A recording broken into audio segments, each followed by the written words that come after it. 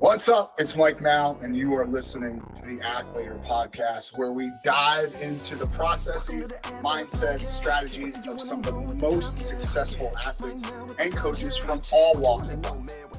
This week's guest is Zach Even-Esh. Now, if you aren't sure who Zach Even-Esh is, I want you to go to undergroundstrengthcoach.com and look at some of the stuff, not only what he's doing, but what he has been doing for the last 25 or 30 years. This guy has really taken strength training, and more specifically strength training for wrestling, and brought it to a huge audience. We talk about things like what these athletes do today versus what the athletes were doing back in the 70s and 80s, and how it might not always be better.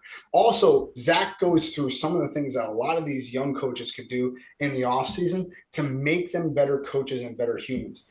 Zach Even-Esh is a wealth of knowledge in strength training. You got to listen to him. Athletor Podcast coming at you now. One of the OG legends of the game. I'm so fired up. Zach Even-Esh, thank you so much, brother, for coming on. I appreciate you. I think about you all the time, Mike. I always have these, everything that, like, I'll be driving through Edison, I think about Mike. An old wrestling video pops up. I'm like, I remember letting Mike borrow that, all these things pop up. So love the podcast. Super excited to be here with you guys and talk some wrestling. Well, we can talk wrestling, but training, whatever you want. I want to train. So here's the thing, man. Like, I don't think, and if in case there's somebody listening to this podcast that doesn't know who Zach Even-Esh is, I say OG because in the 90s, you really bucked the trends that were happening in strength and sports performance. That the mainstream kind of ways of thinking in the 90s was very much lift like a bodybuilder and expect sports performance results. That's what I did. Yeah. So it wasn't good, but let's start from the beginning, because I know your origin story, right? I know how you became, a mutant that is Zach Even-Esh, but I don't think many people do. Let's start there, brother. All right. So what's interesting, you talk about this. I'm still seeing kids training, doing the mistakes I made in the early, I only wrestled in high school. That was a big mistake. And what's weird is I thought it was as my friend says, like a lack of information was holding people back. Well, I still see wrestlers that do chest and tries and back and buys, and they do a ton of machine work.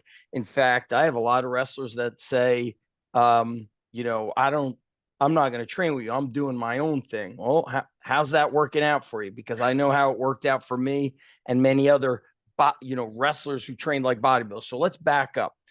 Grew up in Edison. I was a senior when Mike was a freshman, and there was no strength and conditioning information out there, at least accessible, unless it wasn't easily accessible at all. Yeah, even I think, learning like power cleans would have been a massive turn in the right direction for me. And so all the gyms in our area, and there were many gyms in our area, even the athletes, Joe Duhigg, state champ at Edison High School, him, his brother, other great wrestlers, they would train together at the same gym. They did one body part a day, 30 sets. So let's say they were doing chest, flat bench 5 sets, incline bench 5 sets, flat dumbbell bench 5 sets, incline dumbbell bench 5 sets. Now pec deck 5 sets. They're at 25 sets. That was normal. But if you want to be great at wrestling, got to be a great wrestler. Joe and anybody who was great at wrestling became a great wrestler despite and in spite of the crappy bodybuilding methods. And unfortunately, I copied those guys, but I didn't start wrestling until freshman year. And I'm going to share this story that I don't really share in other podcasts because they're not wrestling focused. But when I joined wrestling as a freshman, what happened was my older brother joined wrestling the year before as a sophomore, which, as you know, today most kids are wrestling usually by third grade. Yeah. By third grade. And actually, that was the case in Edison. The class I was part of, there was a ton of kids that trained in our recreation program with that guy, Brian, who was your coach. I forget his last name. There you go. Big guy, blonde haired guy, crushed the basics. Edison was a blue collar, hard nosed town. So kids were physical. I came in to wrestling. I wasn't strong. I had no wrestling background. And so I had to wrestle off to get on the freshman team. Now, Mike, does your school have a freshman team or just JV varsity? We have like 4 teams. I think that's okay. Joel's laughing, but all right. We have like varsity A, varsity B, but like it's not common. It's not like you're picking the wrong person to ask. So ironically, we've got 3 lineups too. Well, 3.5, almost having full on varsity. Yeah. So super interesting. Sports in general, the past 5 years are high school sports are a bit in trouble, especially at the public schools. But back then, you could go pretty much onto any team and, walk on and learn the sport. Maybe baseball, you needed some background.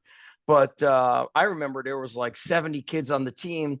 And the first day we all had, the first day of wrestle-offs, everybody wrestled off. And I learned to wrestle a few months before high school started by watching. I bought with my brother Carl Adams VHS tape. So I remember like practicing a headlock in the living room on the carpet. We would go to Light Tower Wrestling Club, which, no offense to Mr. Pove or anybody who was there, it was just open mat. There was no coaching. So it wasn't like the kids who are going to the edge getting coached, right? Yeah. Completely different. So I wrestle off my first day. I remember hitting a double, lifting the kid and slamming him down. And I remember getting scared that I hurt him. And I just like relaxed a little bit. I remember Jay Gerba reffing the match. And then he gets out and I can't remember what happened and I get pinned. Well, from there, I start getting pinned every wrestle off. Nobody else has to wrestle off but me. And the way they did the wrestle off was everybody sat around the wall, 60-something wrestlers, and watched me get pinned over and over and over again. And then fast forward to the end of the wrestling season, I'm starting to get better. I'm wrestling guys. I'm taking them down. I'm beating them in our mock-up matches. And one kid says to me, it was Jay Collins. I'm mentioning names that Mike remembers. And he says, man, we were all betting every day during lunch, what day is Zach quitting wrestling? And when he said that to me, Mike, all that ran through my mind was, I didn't even know you're allowed to quit. Like I thought, I had no clue that was even an option. And so it's so funny today that, now my role is I'm a full-time strength coach at a high school, which is pretty rare in New Jersey in public schools. I've had the underground strength gym, which started out of my parents' house around 0102. And the past few years of how many people quit for, I don't like it, I got cut from the team, I'm moving on. I'm moving on with my life, but I'm 15. Like, what are you moving on from? And so what did I learn from? I've heard that, like, I'm moving on. I go, moving on from what? I thought we fight back. And I got to tell you, like, as much as I'm so glad that you, myself, and whoever else got out of Edison, Edison did teach you how to fight. Yeah. And so I trained the wrong way, though. So you could train as hard as you want, and we'll circle back to this. But if you're training wrong, it doesn't matter. So what did I do? I'd go running almost every other night, distance. I'd go from my house to the neighboring town, Fords Park, and I actually drove by that area a couple of weeks ago. It always gives me memories. That's a good 5-mile run every other night. So what I did was wrestling practice was always 2.5 hours. So that's conditioning. Then I would go home, eat, and do more conditioning. And so I stopped, even the basic bodybuilding work, I stopped strength training. During the season, I did it all 4 years. I would just go and run. And of course, now I look back and I always wondered why I would gas out during the middle of the second period, why I felt weak. And now I know exactly why, because I basically duplicated the same training effect that wrestling gives. Yeah. When you're doing a lot of hard drilling and hard live wrestling, that is conditioning work. Well, how much more conditioning do you really need? And then if you're only running distance, even though I was running hard, you're not building the type of power and strength you need for wrestling. But things have changed, Mike. Now, I don't know how it is in Poway, but here in the Jersey Shore, we have a website called Shore Conference. So in the winter, I go and look, how are the wrestlers doing that we train? And here's a very interesting note, something to think about for the coaches out there and parents. Every mother effing match, almost every match finishes by pin. So there's 14 weight classes. Oh, let's say you're talking about you're talking about just like regular season duels now. Yep. Yes. Nothing starts like there's no hard competition until they're like in the regions or the Shore Conference. So let's say school A gets 10 wins, school B gets 4. Almost every single match ends by pin in the first period. Yeah. So you're wrestling 90 seconds. And so I look back to my training and why was I looking big? I looked strong, but why was I not really strong, like dominant, punishing, strong, and powerful? Well, I trained on machines. So I'm sitting down, I'm laying down. I did a lot of forced reps or extended sets. So you get as many as you can. Then your partner does 2 to 3 more with you. Then you do drop sets. I was chasing pain and fatigue and like trying to destroy myself. And that doesn't build power. You need strength that punishes. And so when you and I went to the John Smith intensive camp, I actually went to the first one in 1990, Mike. It was his first intensive camp. The whole room was state champs, all state wrestlers, or prep national champs. I got killed. I got killed by everybody. And I remember John Smith asking everybody why you're here. And I told him I've never won a match. And he says, well, you will now. And we drilled low single, high crotch, arm drag, and a offensive sprawl. But we really drilled low single, high crotch thousands of times, as you know, so much like any shirt I had was blood here. And so I would go back to my room, hang my shirt over the fan to dry the shirt and the blood. And I got good at hitting a low single, but never really good at finishing it strong. And now I look back, a lot of mistakes, but training back then, Mike, we think, oh, we see all these videos. People know how to train. Bro, I still see kids in the high school weight room.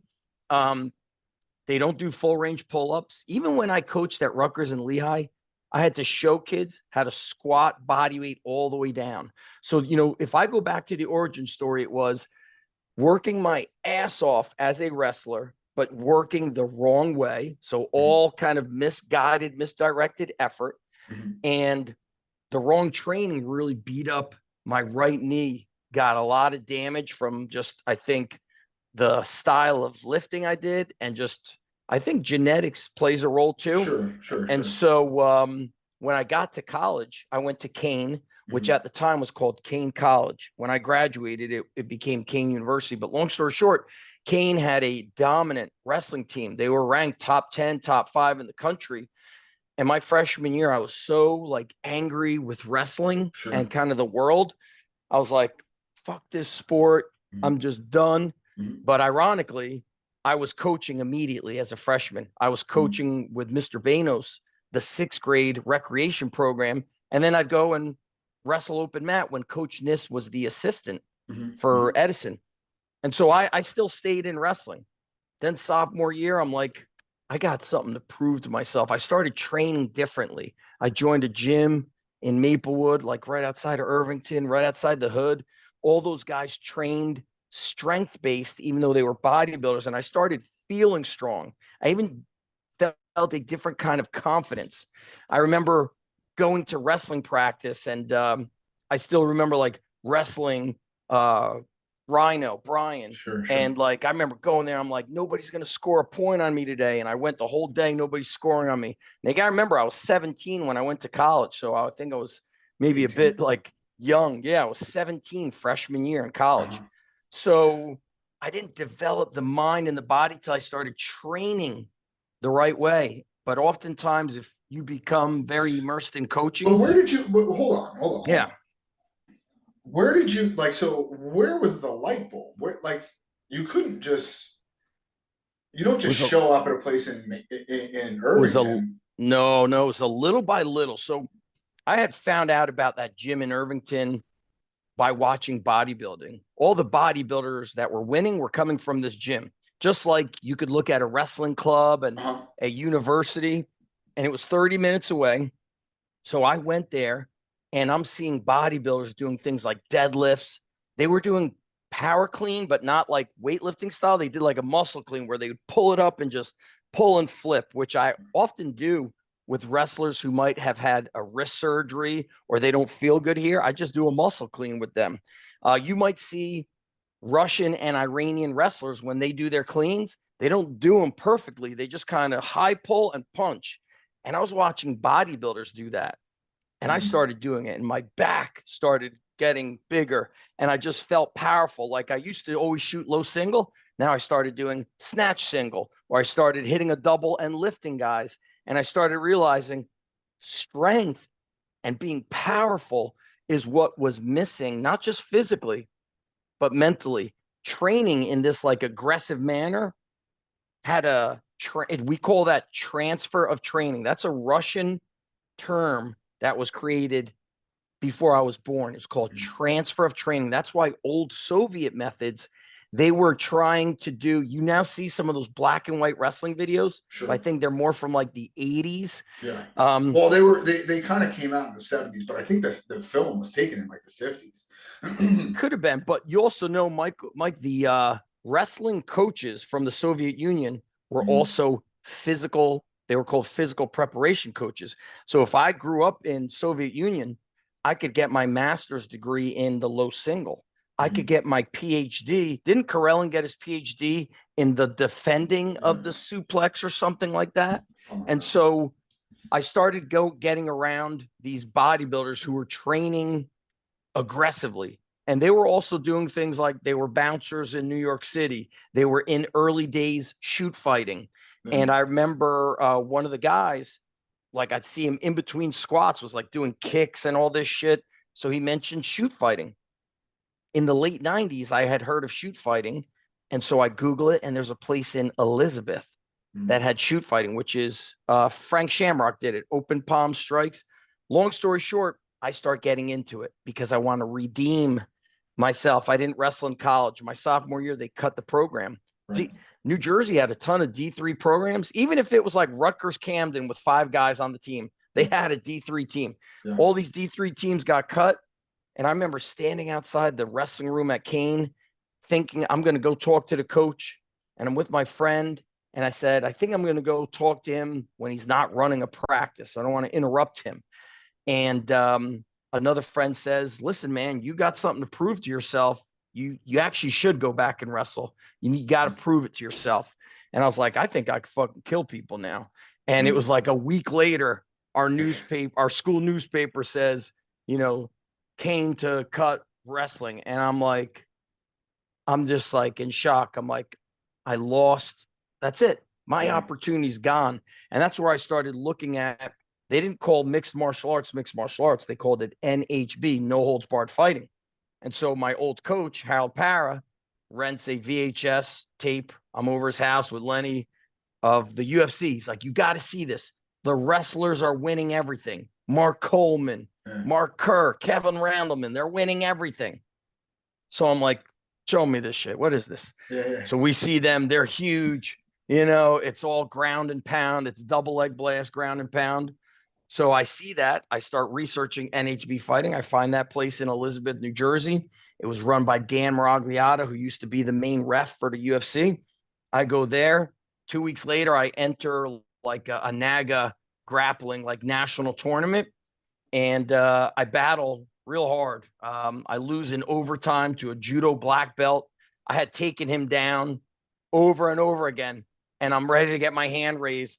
And the ref's like, listen, he had like 100 near submissions on you, but he just couldn't submit me. And I was like, that's it. I'm going to work even harder, and I'm going to enter this next tournament. And in my preparation for that tournament, I tear my ACL, and that's where everything changes. I tear my ACL, and I'm like 230. I'm quote unquote strong, I'm big, I'm all the right stuff, but I'm injured. I think you were at practice where I broke my nose or tore my shoulder, both maybe. It was your knee. I remember your knee. Well, I tore during high school. I injured my knee. I had to be out for 2 weeks. Mike, I have so much in my head. Yeah. It's very hard to keep on path. But when I injured my knee in high school, by the way, I stopped running. I didn't wrestle for 2 weeks. Do you know what I did every other day? Lift, swim. And I came back 2 weeks later feeling 100 times better conditioned.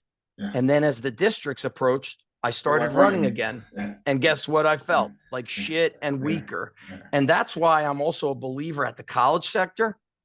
The heavyweights don't need to run fucking 5 miles with the 125, 26 pounder. You're killing them. They feel like shit. They look like shit. You're done running. And 30 minutes later, we're standing around waiting for the 250 pound guys to finish running. You know, the heavy guys can fucking be air dying, battle ropes, hand fighting, sprint, right? It's like, so training needs to, you know, you need to match what's physically needed. You also need to match what's emotionally needed, mentally needed, which I think Penn State is probably the best at, meaning they probably say, Mike, you don't like to lift, but you want to wrestle more? You stay here. These guys could go and lift. I think there's a lot of like auto regulation. There's a lot of independent programming versus this is what we do, which I think the younger coaches, they might be better, you know, like David Taylor might be better at that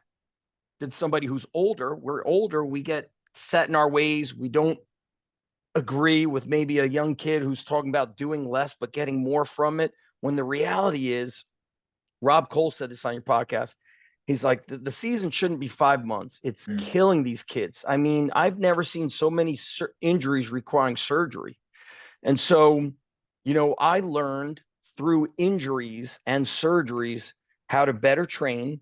And then I took, you know, all my research, and I continue to research every day, and applied it to training wrestlers. But what really hit the light bulb, Mike, was I said to myself, I'm training the wrong way. Who's the best wrestlers in the world? Back then, I would say it was the Russians, and it was the Russians. Today, unfortunately, we're not going to really find out with this Olympics.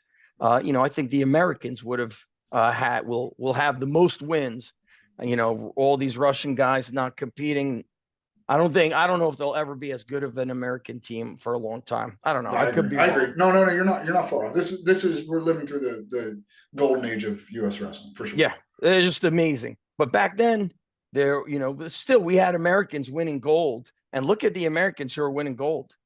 Outside of John Smith and his like technical prowess and his ability. And by the way, John was very strong, because great technique is the greatest sign of strength. His technique just defeated others. But the other guys who would win gold, silver, bronze, they were fucking strong as shit. Yeah. You know, you hear of like, what was Nate Carr? Was he a bronze medalist in Greco? No, he wrestled freestyle. Nate Carr was he never won a world title, but he did win a bronze medal. Okay, so he, you know, I saw him on Joe DeSena's podcast many years ago. He's like, when I was younger, we had no money, but I went to the junkyard and picked up like a car axle and I carried it home. All right. That's strength training there, carrying heavy, awkward objects. Absolutely. like Rocky 3. It's like, and I took it in the basement and we would, you know, put it up on milk crates and I would bench press and I would lift it. And today, I think we train so fancy. There's so much technology, whether it's college level and just kids want to post on Instagram. Yet what you really need to do is look at, you know, I'm trying to think of like, who's the guy who pinned Snyder? What's his name? Sadula? What's the guy that pinned Sadulayev? Watch him train. Do you ever see him like with velocity shit attached to his weights or a polar heart rate monitor? You see him attacking the hills. You see them training outside. You see a lot of Rocky 3, Rocky 4-ish type training. Mm-hmm. And that is missing, especially Sadulayev, right? How cool is that? Joel, did you see like before the 2016 Olympics, there was footage of Sedalive pulling an old plow, like not, you know what I'm talking about? But here's the thing though, Zach. Here's the thing. That type of stuff, yes, there is a mental effect when you train that way. But there's also some real science involved with incorporating big muscle groups, incorporating explosion into your training. 100%. That is just simply better for sports. So how did you kind of come to that? How did you like? I'll tell you how. Okay. When I started researching Russian wrestling training, Mm. 20 plus years ago, 2001, I was lucky because the internet wasn't saturated with so much information. There was kind of places, Sure. to go. Just like if you wanted to wrestle in New Jersey, you went to the Edge, you went to Cranford Judo Club. I don't know where else could you have gone. Well, I mean, yeah, there was another, but the point is, there was a place that you West needed Side to go. Barbell. I came across West Side Barbell, Louis Simmons, and it was on the Elite FTS website. And I purchased his VHS tapes. Maybe it was a DVD. And at the end, he had his phone number. I called him up and we would talk on the phone every week. And I would call him on my break when I was teaching at the school. And who did we talk about? Wrestlers. He was training Kevin Randleman, who, for those who don't know, Randleman was a 3-time finalist. He got pinned as a freshman. Senior year, he didn't wrestle. So he was a 2-time champ, sophomore, junior. And he would tell me how he would train him. And then he would tell me about training for time. Things like, Kevin weighs 205 pounds. So I have Kevin do a clean and press, different positions from the floor, from the hang, 3 reps every minute on the minute for 10 minutes. Or Kevin gets fatigued when he's on his back. So I make him do 10 minutes of dumbbell benching on a physio ball. So I started getting away from 3 sets of 10 and all that basic stuff. I started thinking differently. Then one day he tells me, I call him every week. I bought a sled from Louis after, talking about ACL rehab. He said, I bought a sled. I got a sled in the mail with a book of stamps taped, no box, no packaging. And I remember he said, go pull that sled, put a plate on it. And I went to the park and I put a 25 or 45 on it, put a belt on, and I was walking at Roosevelt Park in Edison, and a park ranger on a horse, essentially pulled me over. He's like, what is this? Then another day, I was talking with Louis. He's like, I just trained these 3 wrestlers. He's like, they were wrestling back then. It was 103 and 112, right? Was that the weight classes? Yeah. He's like, all 3 of them benched 205. And I'm like, so you got kids benching 100 pounds more than what they weigh. And I just trained a kid who weighs 185, who weighs like 205, but could barely bench 185. But you got kids benching 100. He's like, yep, we bench, we do weighted pull-ups, we're climbing rope. He's like, then I make them carry for time. And then I made them throw a medicine ball for 5 minutes. Oh, you're 5 minutes nonstop. So then I take kettlebells. I had bought my first 2 pairs of kettlebells. And back then, people were calling them cowbells, kettleballs. They didn't know what they were. Same thing. I'm at the park. I'm on a track. I'm sprinting. And then I do 10 snatches and 10 push-ups. Then I'm sprinting and I do 10 squats, 10 rows. And I'm like, I am training speed and power endurance. And then I remember, again, a park ranger's like, what is this? Like, what are you doing here? They thought it was like a weapon. And every time I spoke with Louis, I would write down workouts. I'd get out a notebook and I would write. Okay. I think the fact that we weren't so connected to the internet made you more creative. And then I would experiment the training on the athletes. I actually trained people.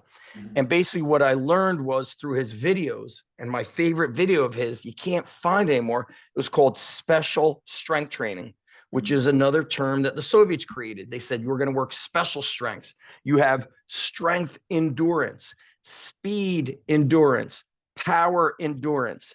Okay. It's basically like, it's perfect for combat athletes because it's the ability to maintain high output of strength, power with endurance, with repeated effort. And so I started training that way. And I got to tell you, The first group I trained was at your club. People don't know you had a wrestling club. It was in the attic of a church. The mats were all different. And we got like 3 or 4 kids from there. It was TJ Mitchell, who was a national qualifier for Liberty before they canceled the program. It's Charlie Frankel, Chris Orzechowski, which I don't think was going to you. He may have been going to Gino, and Jimmy Bashada. And those 4 kids, none of them qualified for the region tournament. They had never gone to the regions. Charlie breaks his collarbone. He's like 90 pounds, wrestling 103. 2 years later, Jimmy qualified, or a year later, Jimmy qualifies for states. Charlie places in states, and then they train their senior year. They all place in the states. Jimmy's a state finalist. Charlie beats a state champ for the region title. They train 2 to 3 days a week with me, carrying logs, kettlebells in the backyard, lifting heavy in the garage. Then we would go down the street to a park and we would sprint hills and like pummel at the top, or you'd sprint to the hill and you'd like drill with a guy and lift them. Sleds, truck pushing, and we would use the playground equipment. So I copied Rocky training. I copied a little bit of like the old school bodybuilding stuff. And then I just focused on the proper sets and reps that I learned from Louis. Like special strength training is, you might train for time, extended. I watched them do 30 sets of 2 reps on a box squat. And then I would do that workout and test it on myself and then see how I felt wrestling, because I was also coaching wrestling. I coached the middle school wrestling team. So I was able to experiment and apply. And I think today, a lot of these strength coaches, they try to make everything too perfect. They don't understand how to blend the art and science. And so I could literally look at a wrestler compete. I could watch him practice. And then I could say, this is where he's weak. And this is what I'm going to change. I could look at his like his stance, look at the physique. I could also look at, show me 3 matches where he loses, either big loss or close match. Now I could start picking apart why he loses. Does he lose confidence when he fatigues? Okay, I could work on a special endurance training for him. Does he lack strength? Does he simply lack confidence because he doesn't look like a fucking tank? And if I do some bodybuilding work and make him look differently, I could change his mind, which could change his wrestling. And I think the strength coaches today, they're just too perfect. They're nerds. They're nerds, and they can't really grasp like what this, you gotta understand, wrestlers are really the original gladiators. Right. It's hand-to-hand combat, no weapons. It's really the true test of your strength and skill. Well, okay, so I also think go ahead, sorry. I also think it's just really interesting how you're looking at kind of strength and conditioning, but how it plays into like a larger picture, right? Yes. He's losing his confidence and now doesn't want to go get a takedown when he's up by 1 because he's starting to get a little bit tired. And so it's interesting to look at that more holistically rather than just like, oh, you need to be strong and you're going to do this. But there's actually like a deeper reason to say, oh, we're going to train and focus on XYZ so you can solve kind of a specific problem. Especially in college when they have matured and start coming into their own style. And where it would really help is a 4th or 5th year senior who's has a lot of mileage on his body.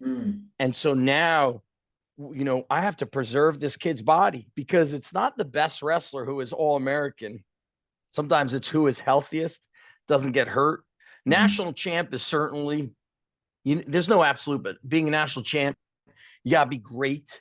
But I think what's going to be interesting, by the way, I did see workouts from Iowa.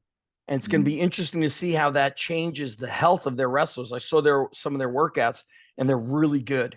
And I don't think Iowa has had a strength coach who was really dialed in the way they do now. Yeah, I think I think maybe I'm wrong. I hope I think it was often a wrestling coach or just somebody who's kind of in transition of jobs. Here, and this is unfortunate.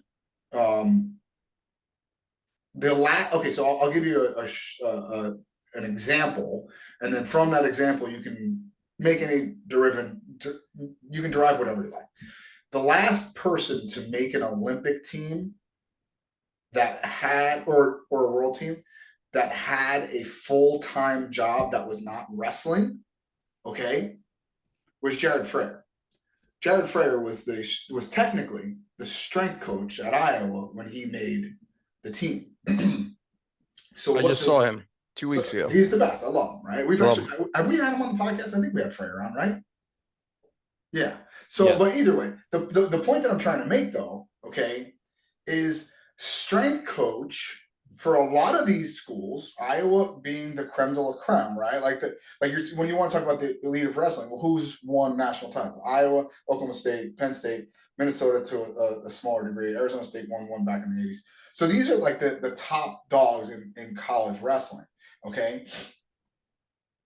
They had a strength coach that was really just a wrestling coach that they needed to find a position for. And so tell the university. Iowa did that a lot. Yeah. And like, I don't know if that's the best way to go about that. It depends. If the guy, if Jared was a legit strength, if he, like, for example, Matt Brown, MMA fighter, retired MMA fighter. Matt Brown could be a strength coach for wrestlers because he's really gone down the rabbit hole of training combat athletes. He's spent time training at Westside Barbell. He's lived it. Jared was a great wrestler and right. He was on the Olympic team. Yeah. Yep. I wasn't sure if he was the alternate. So it's like you have to. I think it's gotten too complicated today. I could do without all the stupid technology, to be honest with you. Mm-hmm. And I would rather invest that money in better people than better technology. But I think you need. I don't want to say you have to, but it helps to have been a wrestler. Just like if I could be on a football staff and I could work with linemen and I could teach them how to hand fight and I understand strength training because and that's stuff that you have done in the past too, by the way. Right? Yeah. Well, listen, I've lived and breathed strength training for athletes. I've been lifting since '89, but then all this strength and conditioning for over a quarter of a century. But I tell you what, if I played football, it would give me a much deeper understanding. And I wrestled. I know what it's like to get out muscled. I know what it's like to get somebody who beats you on technique. And you have a different mind for it when you're watching and I know how you think, Mike. You're such a technician. You're like me. We're just always thinking. I'm driving down the street and I see stones and people don't think. I think, what would I do? I see logs. I think, how would I train these guys with logs? And so I also look at the elements, training when I went to Lehigh, I actually trained them outside for the first 2 weeks. And they just had a $25 million building. Imagine telling that to I said, oh man. Hey, Coach Santora, great job with this, with the fundraising for that $25 million building. That's great. We're going to go outside in the parking lot. Right. I actually trained them outside. They called it the other side of the mountain near where the football trains. And I remember training them outside and it was like fog. It looked like a field where the gladiators were about to come out. Yeah. And I remember going here. I was like, this team, I think they were ranked 12th, 14th. I was like, I trained them in the weight room one day and actually made the mistake of, this is Division I. They know how to do blah, blah, blah. And I remember doing sumo deadlifts on day one, thinking that's a nice basic exercise for D1 athletes. And I see kids, my buddy always says this, he's like, do you look like a dog shitting razor blades? Like these kids, their backs were rounded. And I was like, man, I'm going to get them out of the weight room. I'm going to build them through sleds and carries. I basically trained them for 2 weeks the way I would train middle school kids with no barbell. Because you had to. I had to. That's what their body needed to for me to train them the way that was needed, not what I want, but the way I needed to do a lot of unilateral work with kettlebells, dumbbells, calisthenics. I went to the tire yard in Edison and I got tires. We drilled holes in them, put the bolt, and we used the tires for sleds. I went to Joe Duhigg, who was, we mentioned earlier, state champ.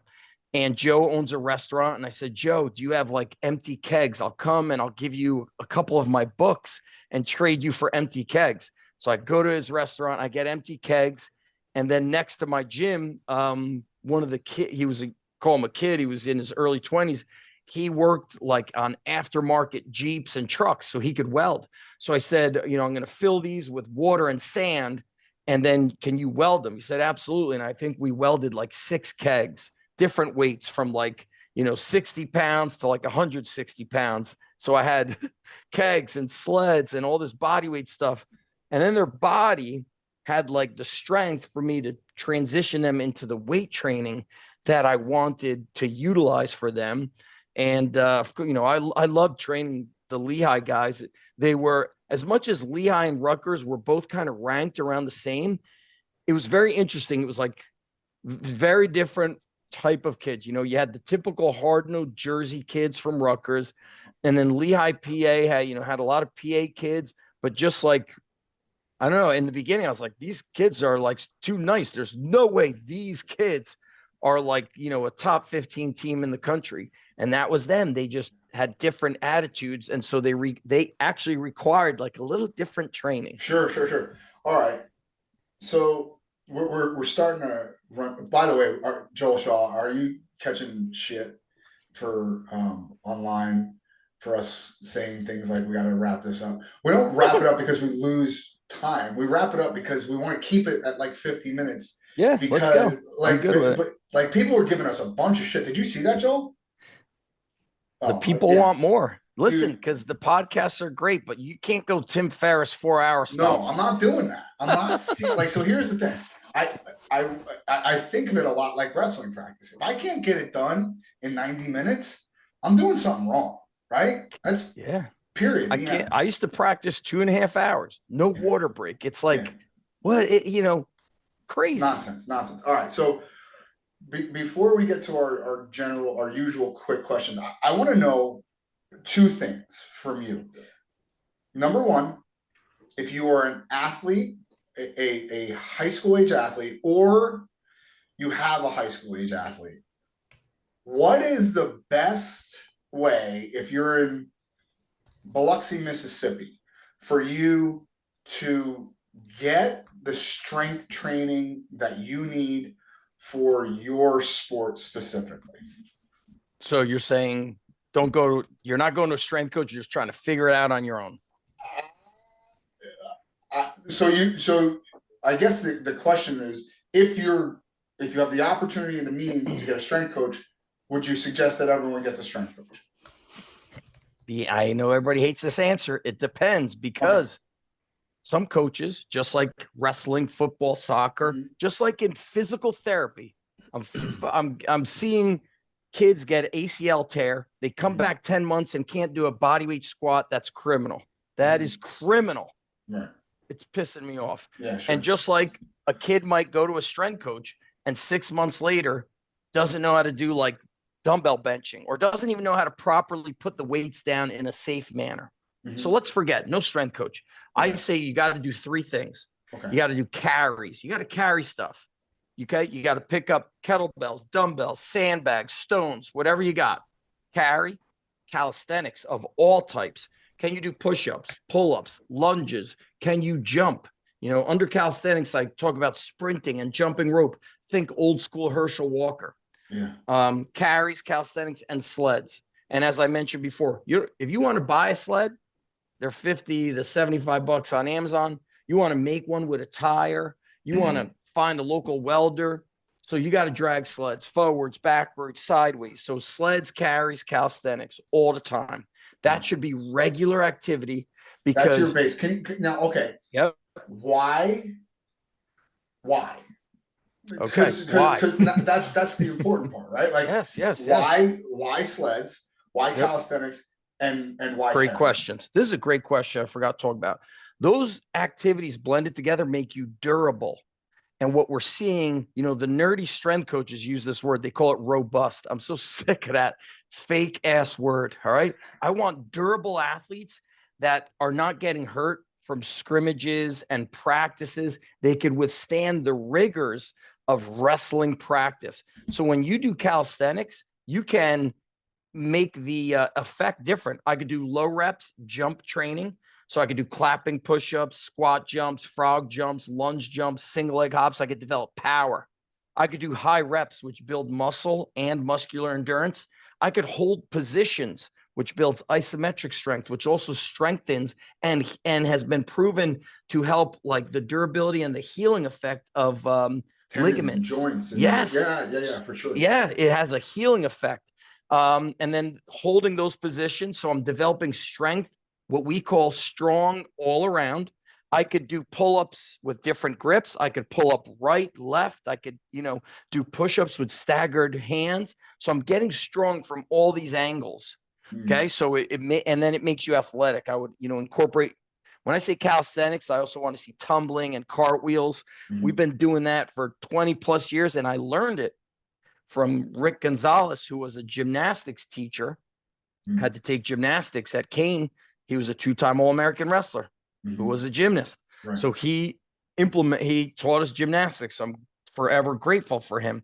So calisthenics for that reason. Sleds, it builds overall fitness. Like no matter how often you do sleds, they're always hard. They're always hard. And I could change the effect. I could go light and sprint with them. I could go heavy for strength and less distance. I could go light and go distance, and I could do it for recovery or muscular endurance. There's no eccentric up and down, so I don't get sore from it. So I could do work without it beating up my body. You could do, if you attach like 2 toe straps, you could do face pulls. We used to do pulls, high pulls, chest press. We used to do rotation. Okay. I had it was a DVD. Now it's just like an online video on my membership site. I called it Ancient Training Methods. I did all this stuff with a tire. And I remember a football coach from Connecticut bought that DVD. His team was 0-10 or 1-9. Next year, 10-1. They lost in the playoffs. And I remember him sending me photos. The local lumberyard brought him tree logs and chopped them up into 3 to 4 feet.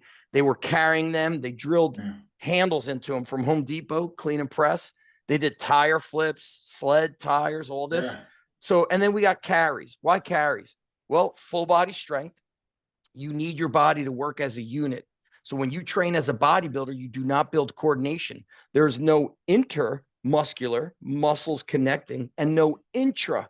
The muscles aren't firing. So if I want to do a sandbag carry, the first rep is a power clean. I could rip it to my shoulder. I could pull it, high pull it, double underhook it. So I'm doing a power rep. Then I'm going to carry it. So I'm working stability, strength, overall stamina, and durability.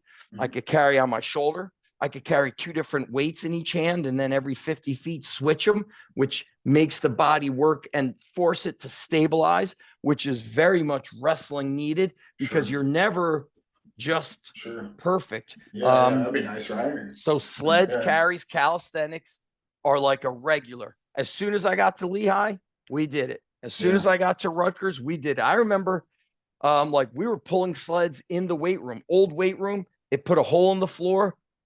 The director's like, okay, you're putting a hole in the floor. No can do. I said, fine, I'll go in the hallway. I go in the hallway. The building we were in was like run by New Brunswick Recreation. The guy in charge snaps a photo and sends it to administration. I'm like, fuck that guy. Say it to my face. I think when I was younger, I was so crazy. I'm like, fuck him. I'll do whatever I need to do for the wrestlers. And I just kept finding a way. So sleds, carries, calisthenics, bang, absolute. Okay. Now let's look at it from a different, we are running out of time, damn it. All right. So let's look at it from a slightly different point of view now. Okay. Yep. If you could give advice to fat coaches, right? You know what I'm talking about. There's a lot of coaches that just blow the whistle and they're not physically fit at all. Yes. Okay. What would be a starting point? Because here's the thing. Right now, Fargo just finished. I literally got home from Fargo yesterday. Okay. Fargo just finished. There's a break right now. And there's a lot of coaches that really need this break, especially full-time coaches. And I think they could use it to reset a lot of their habits and a lot of their mindset in Yes. this 2, 3 week, 4 week break, however long you take after Fargo. What would you tell a coach that's probably a little bit out of shape, probably a Yeah. little bit overweight, probably what is the way to make it consistent for them to become stronger and become more fit? Because This it's is a great, important for these coaches, man. it's a great question. It's important not just for the wrestling, but I'm talking as a dad. You want to grow up to, your kids, you want to see your grandkids. Do you want to be fit and healthy enough to chase them around? Or do you want to be so fatigued and tired and out of shape that when the grandkids run around or your kids are running around, all you want to do is sit? You can't inspire or lead your family that way. That's number one. So I want them to forget about losing the gut. I want to ask them, always on your phone is somebody very important to you. Okay. By taking care of your health and strength, you will inspire those most important people in your life. Yeah. And if you don't have your health, it doesn't matter how many wins or accolades you've had as a wrestling coach, you must take care of your health. And if you want to be a better coach, you being strong and healthy helps. So how do they get started? Step one, if you're very heavy and overweight, you need to start your day with 2 glasses of water and go take a walk. No technology, a nice 15, 20-minute walk. Okay. That's number one. Number two, training doesn't need to be like what the wrestlers do. That's right. Okay. Like, for example, I've had 4 knee surgeries on the right knee.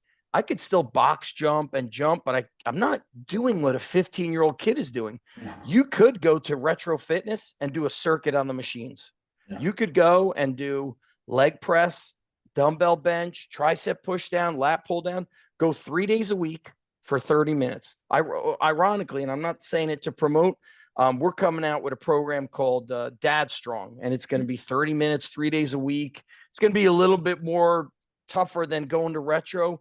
But I'll also say the last thing I want to say is, what's your time of day where you'll get it done? For example, I don't go to work until about 10 a.m. At the high school, but I know that if I don't train in the morning, it's not because I've coached people, then I get home, I'm tired, and I want to see my wife, I want to see my kids. So train, you could lift at school during your lunch can now be your workout time 3 days a week, or it could be in the morning before you go. And you know what?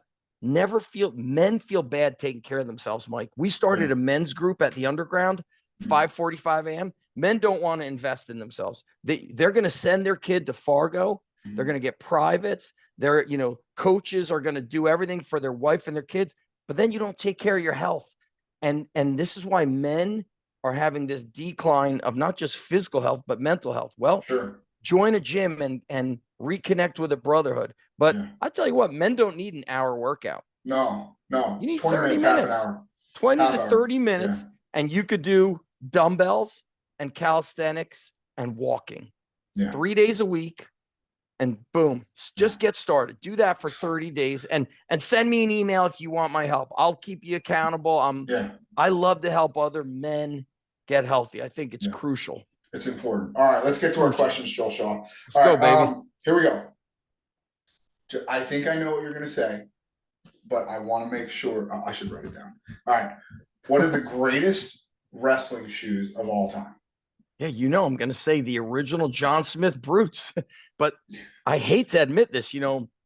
My younger brother went through a lot of crazy times. It's part of growing up in Edison. He went to prison. He was, addicted to drugs. I had John Smith Brute shoes that he signed. My brother sold them in a garage sale, maybe $20. How horrible is that? Now, those originals, it was like a suede shoe. Yeah, they were like purple and they were red. No, they were red, white, and blue. Yeah.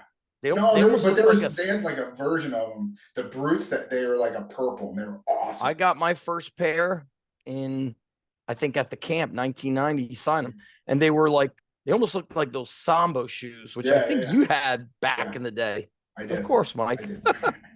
I did. All right, next one. If you could wave a magic wand and change one thing about the sport of wrestling, what would it be? I like what Rob Cole said. I would shorten the D1 season. Yeah. Yeah. Those 5 months is crazy. And if I could do it, it's too much. And if I could do it in high school, it would be, they do this at Southern Regional for football. Southern Regional football, which is a powerhouse public school in New Jersey, and most public schools in New Jersey are really struggling with athletics.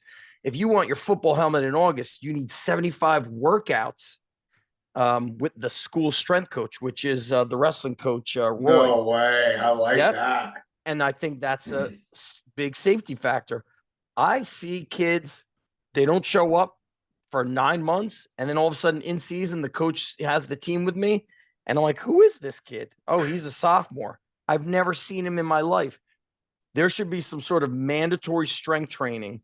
I have a buddy in South Carolina. I think they have, like, if a kid is going to try out for any sport, they need to do, it's like a 12 workouts with the high school strength coach, not your own strength coach, not, retro fitness, 12. So I would change that. There is some sort of a buy-in, like a buy-in.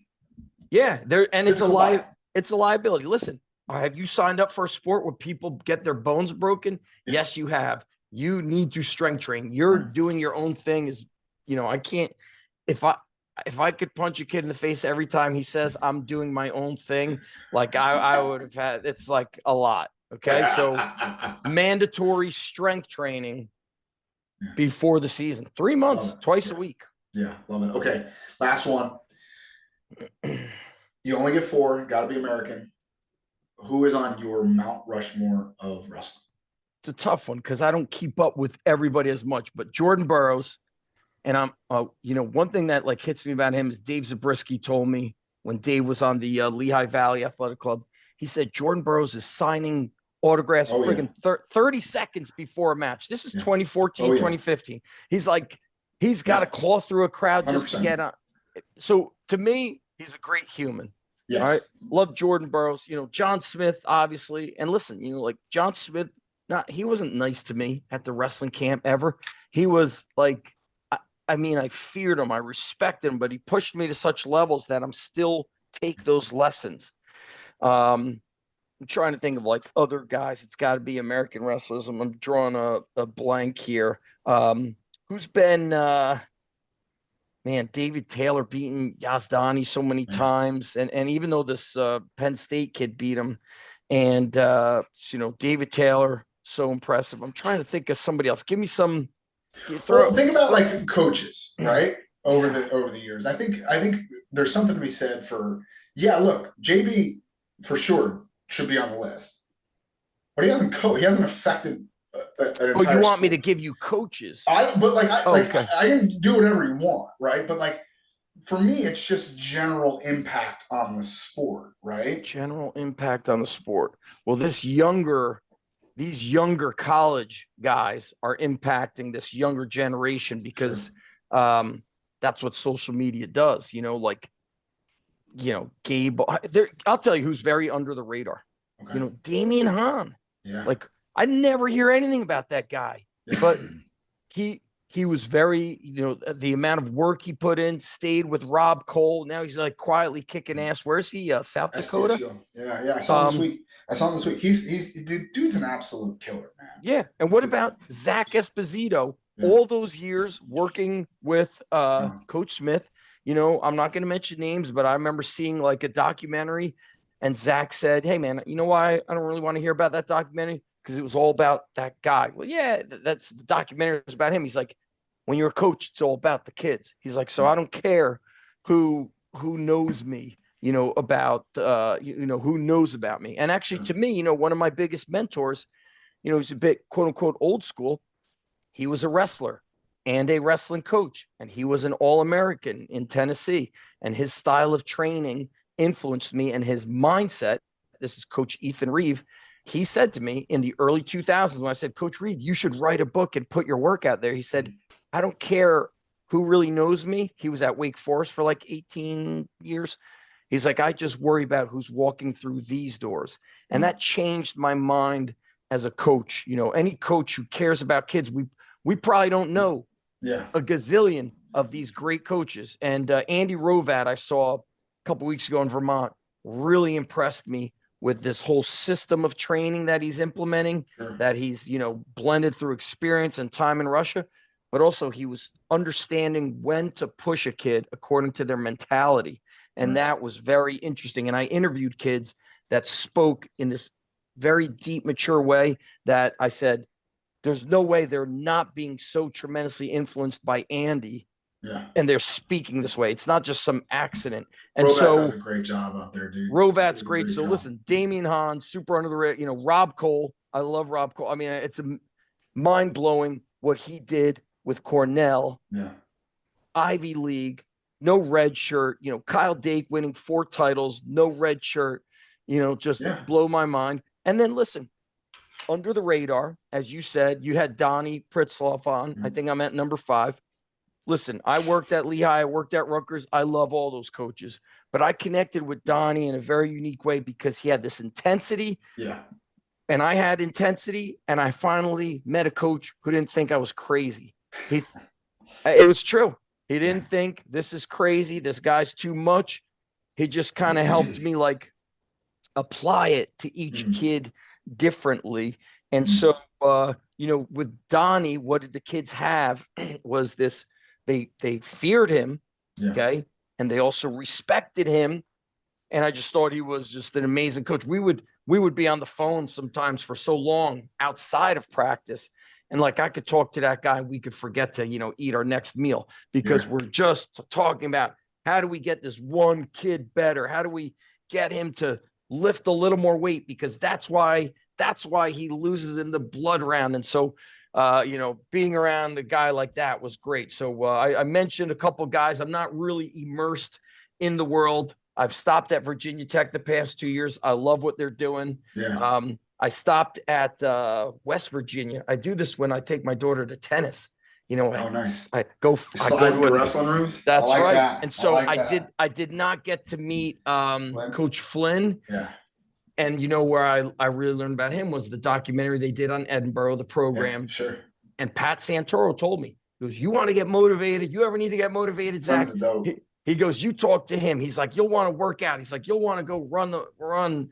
And so I love wrestling for what it's done for my life. But I heard this, and I'll shut it down here. They say it's not so much the sport that changes your life. It's the coach. It's the people. It's the people. Sure. And so I'm forever grateful. And by the way, I was too young and dumb to grasp everything I was being taught in high school. You got to be mature enough to get it. And so all my mistakes, it's cool, Mike, that we're able to share it with our kids. My daughter's a pretty high ranked state tennis player, and I get to watch her compete. And tennis is a lot like wrestling. It's one-on-one. And so my daughter, I'm watching her succeed in tennis, and she's getting recruited by D1 coaches, and it's really cool to see it. And I'll finish this. This is the last thing, Mike. Last thing. Okay. You ready? I'm ready. My daughter's turning 18 in like a month and like a few days. The past year, she's winning a lot. Okay, she wins in tiebreaker. I always call it overtime. I just speak wrestling. They don't like that. Right. I just say overtime. Or if in like baseball, I see like you get like a run rule. I call that, I say you got tech fault. Yeah. What the hell's going on there? But I'm watching my daughter get recruited. I'm listening to this. I don't want to mention the universities, but they say, man, she's so good. Like it's like watching her play doesn't match like what she wrote to describe. It's not like flow wrestling where a coach you can't see it, but guess what? For fucking 13 years, I would be driving her everywhere crying. She was losing. She'd lose like all these tiebreakers. She'd lose 9 out of 10 tiebreakers. And I was like, oh my God. And then this past year she's winning. And I'm thinking, I'm watching this girl play tennis since she's been in diapers. And I'm like, this is the truth. Yeah. This is the tough one for parents. Sometimes it's going to take 14 fucking years until that it's like, here's the grass. It's trying to break through the soil for 14 years. And finally it's growing. It's takes really hard. It's really hard. Like this sport, 14 years. There you go. And now it's really hard. How many times my son has talked to me about when is it going to click for me? When is it going to click? It's just not yet. My son is going to be a sophomore, and he went 4-2 in freestyle at Fargo. Solid. Dude, that's incredible. That's right. That's right. And he's pissed off, and he's angry, and they crying. compare. They think if I'm not an All-American, I'm bad. Listen, Mike, there's kids who start wrestling in first grade who never qualify for the states. And then you have somebody who places in the states his second or third year. But listen, those are the outliers. What I want to do is tell the kids out there, this is what I tell my daughter, 2 things when she competes. Have fun, score points. Have fun. You'll play your best. You know, you get too, Johnny DeJulius shared that great video. You're too serious. And so you lock up and you don't even do nothing. Yo, let it rip out there, guys. Just do your best and let it rip. What else could you do? That's it. All right. Let's shut it down. Zach Even-Esh, thank you, my brother. I appreciate you. You're the best. Thanks for coming on, brother. Thank you, guys. Talk to you soon. Wait. Don't go anywhere. Before you hit that next button, if you enjoyed listening to this episode, do us a huge favor. Click that subscribe button. And if you're so inclined, leave a review and share it. What you want to know, man? Welcome to the show.